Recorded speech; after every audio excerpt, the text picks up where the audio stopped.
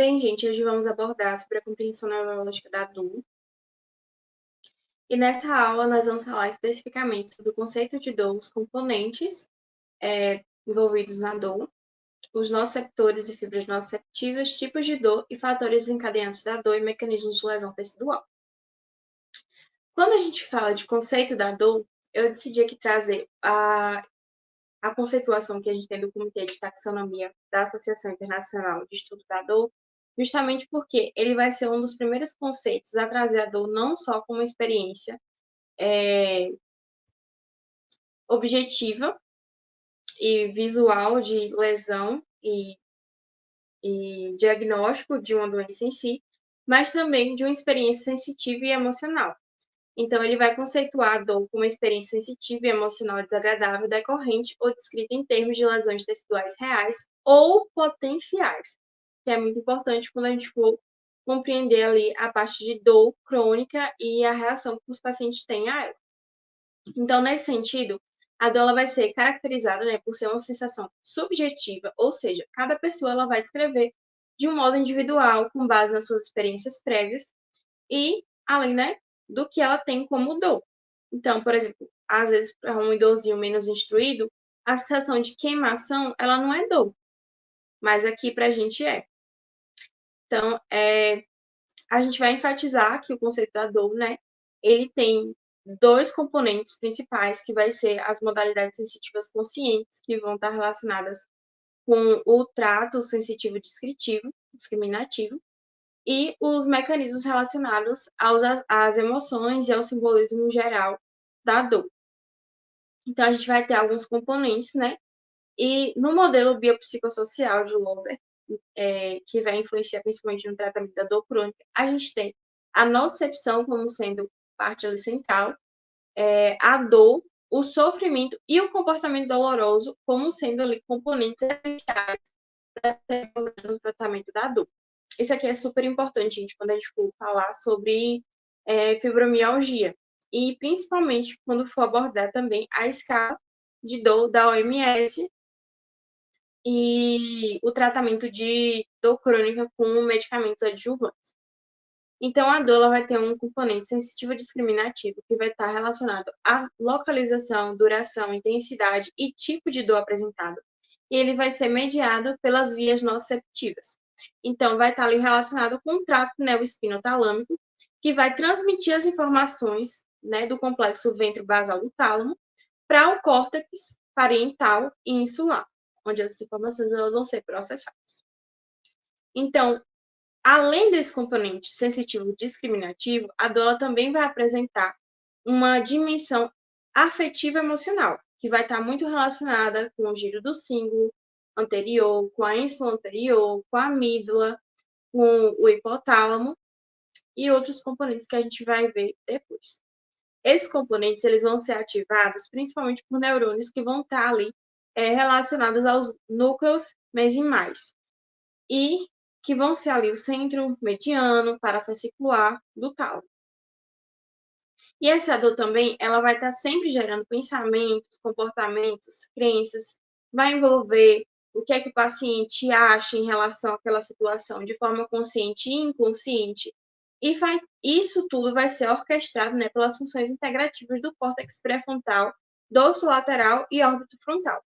Então, as informações nociceptivas, elas vão ser transmitidas da medula espinal ao tronco encefálico, à amígdala e ao hipotálamo. E por que isso aqui é essencial? Porque a amígdala, quando a gente for estudar sistema límbico, a gente vai ver melhor sobre a função dela, mas ela é essencial nas sensações que a gente tem de ansiedade. E lembre que a ansiedade, de forma primitiva, ela não é o transtorno ansioso, que é o que a gente conhece da psiquiatria, mas sim uma reação de sobrevivência. Então, a ansiedade, ela é a previsão do medo, a previsão de uma sensação de perigo e a proteção em relação àquilo. Então, a amígdala aqui na dor, ela está muito relacionada a não se expor a situações que possam vir a causar lesão e a evitar essas situações.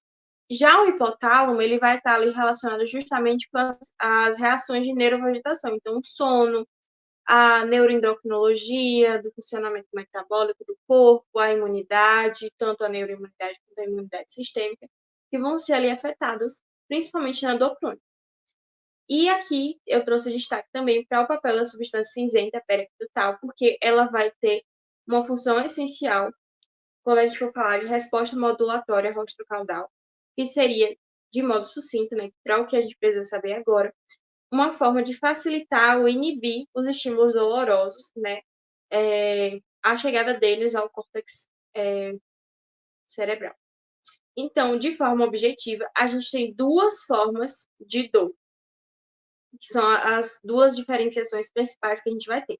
A gente tem a dor aguda, que é sempre bom da gente lembrar ela como um mecanismo de defesa. Então, é aquela dor em que eu me afasto abruptamente dela, né, que eu tenho ali uma resposta de arco reflexo, como, por exemplo, acho que o primeiro caso de vocês tem esse exemplo, né, da paciente que toca na panela e ela rapidamente retira a mão. E a dor crônica, que ela é uma dor relacionada ao mecanismo de adaptação. Então, aquele dorzinho, aquela dorzinha, dona de casa, que trabalhou muitos anos na roça, com enxada, com atividade laboral excessiva, que hoje em dia ela evita varrer a casa e vivencia um processo depressivo, talvez, porque ela perdeu funções motoras, porque ela passou a evitar atividades de esforço, porque causava dor. Enfim, N questões que são muito mais complexas do que simplesmente um mecanismo de defesa de estar longe do que causa dor. E aí, nesse sentido, também eu já decidi trazer aqui o conceito de nociceptores, né? O que é isso? Entendeu? A gente fala de nociceptor o tempo todo, mas não define. Os nociceptores são basicamente as terminações nervosas livres. São as partes mais periféricas do nervo. E esses vão ser ativados, né, justamente quando um estímulo ele vai atingir um limiar nocivo e vão responder progressivamente de acordo com a intensidade do estímulo. Então, falando lá de neuroeletrogênese e bioeletrogênese, vai ser basicamente quando um neurônio, né, ele vai atingir, vai chegar para ele uma informação que ultrapassa o potencial de ação dele. E dessa forma, esse neurônio ele é chamado de terminação nervosa livre porque ele se encontra na periferia e ele é a forma de captação mais periférica, assim, não sei se é correto a gente usar periférica da periferia, mas enfim, ele é a forma mais distante, é o primeiro receptor daquela dor. E existem duas classes principais dessas fibras, né, que vão ser associadas aos nociceptores, que são esses receptores presentes nas terminações nervosas livres, que são as fibras A delta e as fibras C. Quando eu lembro de fibra A delta, eu lembro de primeira dor aguda. Por quê? Porque a fibra mielinizada, a fibra A delta, ela vai ser justamente responsável por essa dor mais forte, mais localizada, de primeira resposta, que vai responder aos estímulos mecânicos e térmicos intensos. Então, eu gosto muito de lembrar daquele bendito exemplo de quando a gente bate o dedinho na quina de um móvel. Então, aquela primeira dor ali apontada que faz você tirar o pé é a dor aguda. E aquela dor residual, ela é relacionada às fibras C, que as fibras C elas são não mielinizadas. Mais para frente, a gente tem uma imagem, né, da anatomia do nervo para poder falar melhor sobre o que seria essa mielinização, não mielinização, para poder entender isso. Mas justamente essa fibra C vai ser aquela dorzinha que queima, que prolonga ali um pouco, relacionada a mais a segunda dor, que você sabe que você bateu o dedinho e aí ficou doendo, só que agora você não sabe nem dizer qual é a parte do dedo que está doendo. Ela é muito difusa, é uma dor que adormece às vezes, que deixa uma sensação de peso, justamente porque ela vai ser fruto de várias informações. Então, ela está relacionada aos receptores, nociceptores, né, polimodais, que vão responder justamente a todo tipo de estímulo que a gente tem. Então, é estímulo mecânico, estímulo térmico, estímulo químico, aqui principalmente relacionado à inflamação, e vão ser justamente estimulados pelos neurotransmissores que a gente vai ter, né, nessas fibras nociceptivas, que são o glutamato, substância P, e o peptídeo relacionado ao gene da calcitonina, que é o famoso PRGC. Esses neurotransmissores, eles vão ser produzidos lá dentro do corpo celular, do glândula espinhal, vão ser super importantes para a gente, porque quando eles são ativados, eles vão liberar centralmente na sinapse do neurônio de segunda ordem as informações relacionadas à lesão, que na periferia, né, já que eles também vão ser relacionados à periferia, liberados lá, eles vão causar os sinais cardinais da inflamação. Então, os sinais cardinais, eles vão ser quais? A gente lembra, rubor, que é vermelhidão, inchaço, que é o edema, dor à palpação, ou a própria dor, né, sem necessariamente a palpação, e vão ser indicadores clássicos ali relacionados a que algo de errado não está certo. Então, quando o nociceptor ele é ativado, né, esses neurotransmissores vão ser liberados, aqui repetindo o que a gente colocou anteriormente, para lembrar que na periferia eles vão levar os sinais cardinais, que vão ser fruto da ativação desses nociceptores. Por quê? Porque quando a gente tem ativação, isso vai resultar na abertura dos canais de íon, sobretudo os canais de sódio. E lembrar que, nesse caso, a abertura dos canais de íons leva à entrada de sódio e saída de potássio na bomba de sódio e potássio, ou vice-versa, né? Depende da situação. Também a gente vai ter outros adjuvantes, né? Como cálcio e tal, que a gente pode ver depois. Que leva à despolarização da membrana e geração de potenciais de ação. Então, quando a gente fala de potencial de ação, a gente está falando justamente de quando a gente vai ter ali o momento de despolarização dessa membrana, né? De geração do potencial que ultrapassa o limiar. Então, o estímulo doloroso ele foi suficiente para ativar a transmissão no meu neurônio. E aí, a partir disso, eu desencadeio uma série de reações também na minha região local, com a chegada, né, desses neurotransmissores que são responsáveis pelos sinais cardinais da inflamação. Então, aqui a gente tem, né, como exemplo, a terminação nervosa livre, que percebeu esse estímulo que foi suficiente para ultrapassar esse limiar de dor. E esse estímulo ele vai chegar, vai ser transmitido, vai cruzar a medula, tem sinais que não cruzam, que a gente pode ver depois. E aí ela pode chegar de duas formas. Ou ela chega pela via ascendente, que transmite a dor ao cérebro, ou ela vai pela via descendente, que vai bloquear ali a dor. Então, cheguei, mas não passei. E aí, na altura, né, do encéfalo, a gente vai ter o núcleo talâmico ventral lateral, que vai receber essa informação e vai ser responsável pela chegada dessa informação no córtex cerebral, onde além de já ter aqui a informação com consciência da dor, a gente também vai ter o armazenamento dessa informação no córtex. E aqui a anatomia do nervo, né, para a gente relembrar. Então, a gente tem as fibras nervosas com bainha de mielina, que vão ser justamente as fibras mais rápidas, porque lembra que nelas o impulso ele é saltatório, então, ao invés de passar todo esse caminho, ele vai pular os locais onde a gente tem a bainha e ele vai percorrer uma área muito menor. Já a fibra nervosa sem bainha de mielina, não, ela não tem esse espaço, o estímulo tem que percorrer tudo, e ele acaba sendo mais lento, né? É uma informação mais lenta de chegar.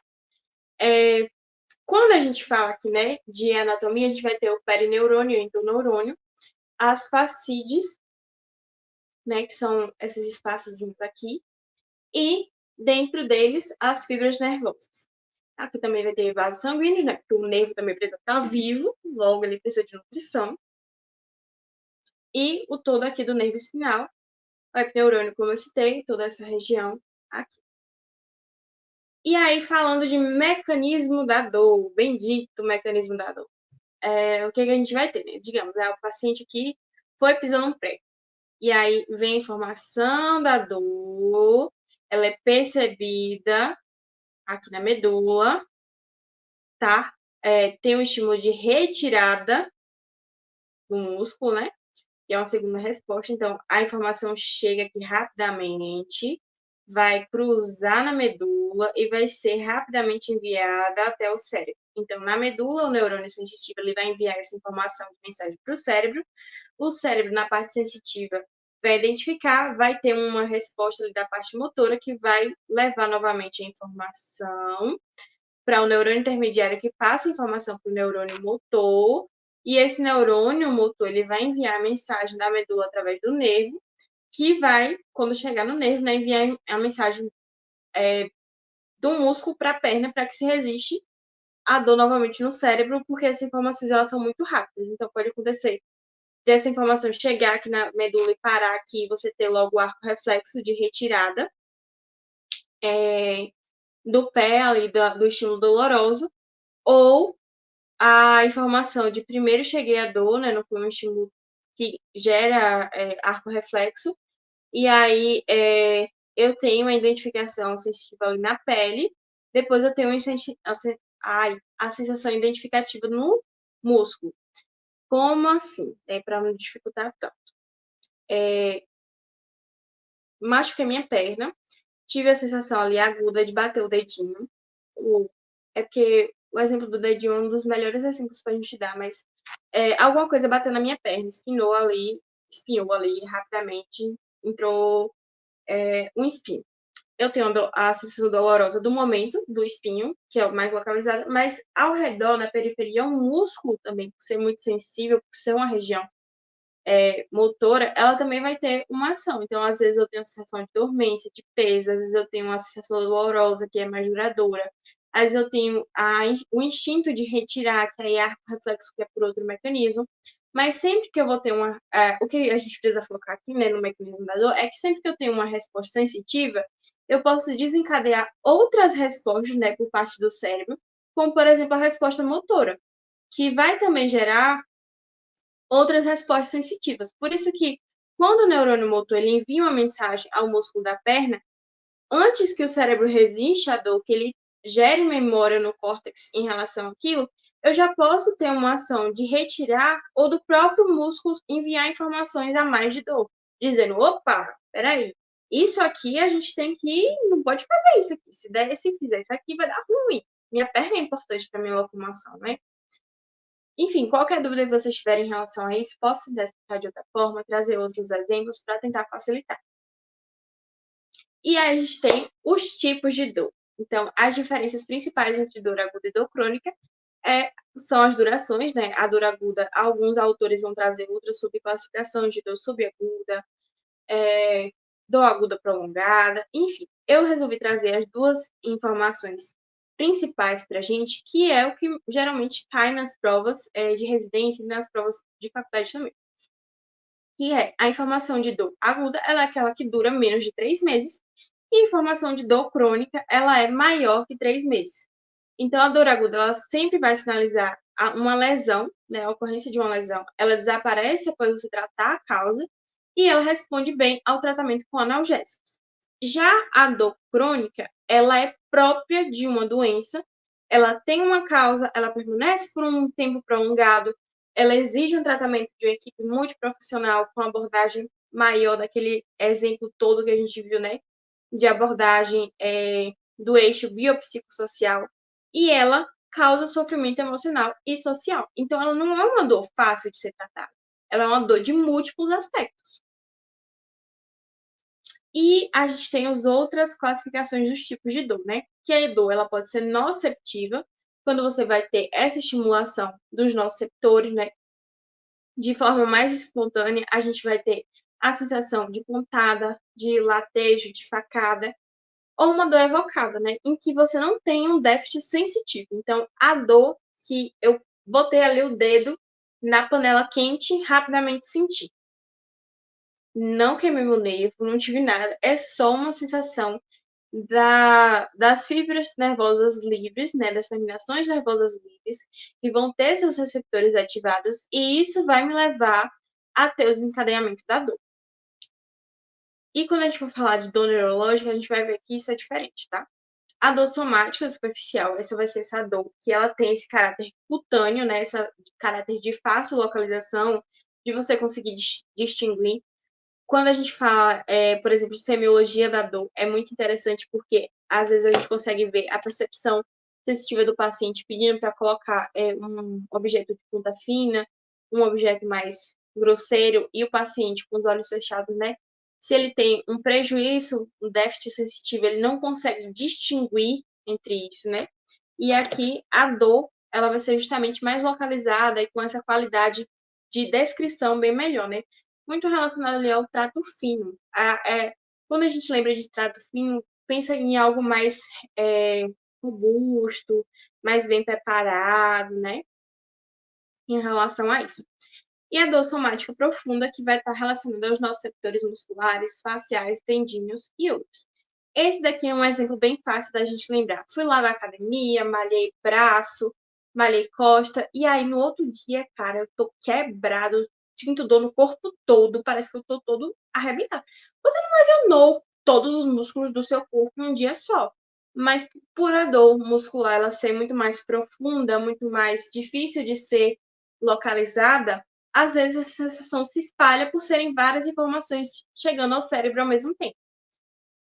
E aí, né, que aí eu tenho que diferenciar, né, desse exemplo que eu dei, é porque você evocou vários músculos, né, mas se eu malhasse só esse braço aqui, eu ia sentir dor no músculo todo, sem necessariamente ter causado lesão no músculo todo, né, mas o exemplo que eu dei foi em relação a isso, porque a gente vai ter também um outro tipo de dor, que é a dor difusa e imprecisa, que vai incluir a dor isquêmica. E aí, calma lá. Qual a diferença dessa dor difusa e imprecisa para essa dor somática profunda? Eu gosto de lembrar a dor difusa e imprecisa como a dor do infarto, porque justamente vai ser uma dor isquêmica, que é uma dor que, não no sentido de radiação, tá, gente? Mas no sentido de dor torácica, que o paciente não sabe nem dizer onde é que tá doendo. A dor que queima o tórax todo, meu Deus do céu, entendeu? Eu gosto de lembrar desse exemplo. Não que seja o melhor exemplo para a gente pensar isso, tá? Mas eu gosto de usar esse exemplo por conta justamente de trazer esse caráter de difuso e impreciso, de que acomete todo o tórax e o paciente não sabe dizer o que aconteceu.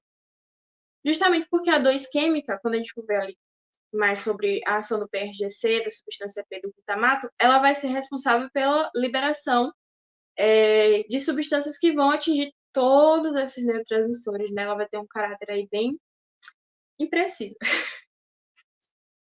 E a dor irradiada, que aí é o outro exemplo do infarto, tá?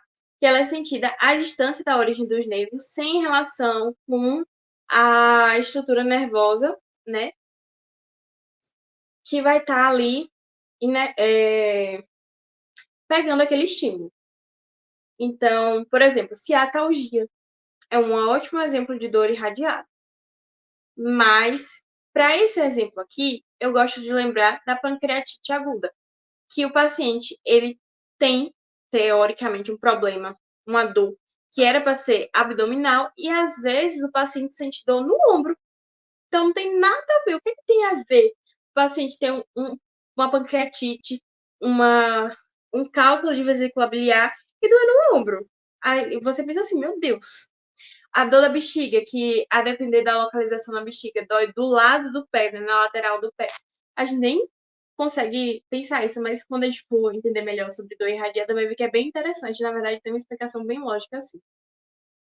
E a dor visceral, né, que vai ser justamente uma dor profunda, difusa, de má localização, né? E a gente tem dois tipos da dor visceral. Tem a dor relacionada aos nossos setores viscerais e a dor visceral verdadeira. Por quê? Ela, em geral, vai estar próxima ao órgão que origina, né? Como, por exemplo,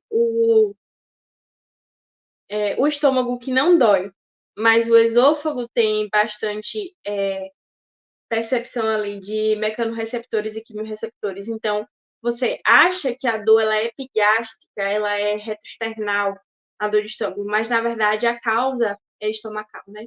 Então, ninguém que chega com dor de estômago vai dizer que está doendo na localização real do estômago, que é no na parte ali mais pro lado esquerdo do corpo, né? Geralmente coloca no meio do abdômen e diz, ai, meu estômago tá doendo aqui no meu peito, eu acho que é estômago e tudo mais. Que essas características vão você depender do tipo de víscera, né? Principalmente se é uma víscera oca, se é uma víscera preenchida, né? E a dor referida. Então, a gente vai ter os fatores desencadeantes da dor e os mecanismos de lesão tecidual, que vão ser bem importantes para a gente compreender todo esse aparato aí.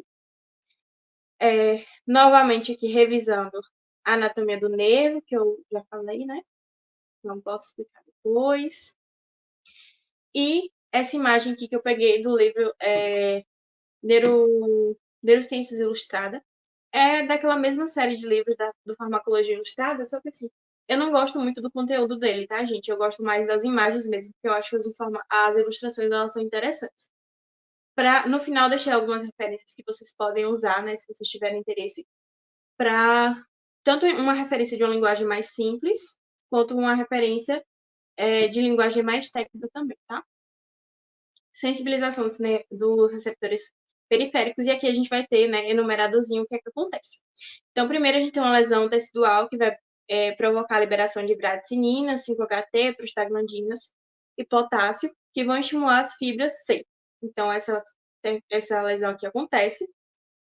Você vai ter o desencadeamento dos fatores inflamatórios, que eu não vou detalhar, porque não é o foco da aula. As fibras C, elas vão liberar o PRGC e substância P, que vão estimular os mastócitos, os quais vão liberar a histamina, né, no processo ali de inflamação. Essa inflamação vai chegar, tem um cúmulo posterior. E o PRGC e substância P, liberados pela fibra C, vão causar dilatação dos vasos sanguíneos, que vão desencadear os fatores relacionados à inflamação dos sinais cardinais. E a gente vai ter, né, a sensibilização periférica, que desencadeia a dor. Então, as referências que eu sugiro para vocês quiserem entender melhor o tema, tem esse livro aqui do Newton Barros, que ele é bem interessante, é Entendendo a Dor, é um livro para o público geral. Então, ele é uma leitura bem rápida, gente, bem tranquilinho. Tipo assim, é para qualquer pessoa leiga, né? Não necessariamente estudante de medicina. O meu amorzinho, que é esse livro aqui, tem na biblioteca da AGES, que é a Neurologia que todo médico deve saber, de Ricardo Nitrini. É um ótimo livro, principalmente porque toda a referência dele para dor é do Tratado da Dor, que é uma ótima referência também. E aqui eu não coloquei, mas para quem quer um estudo mais aprofundado, eu indico 100 bilhões de neurônios, que é do Roberto Lente. Eu gosto bastante também da escrita dele. Então, muito obrigada, espero que vocês tenham gostado. Qualquer dúvida, podem entrar em contato comigo.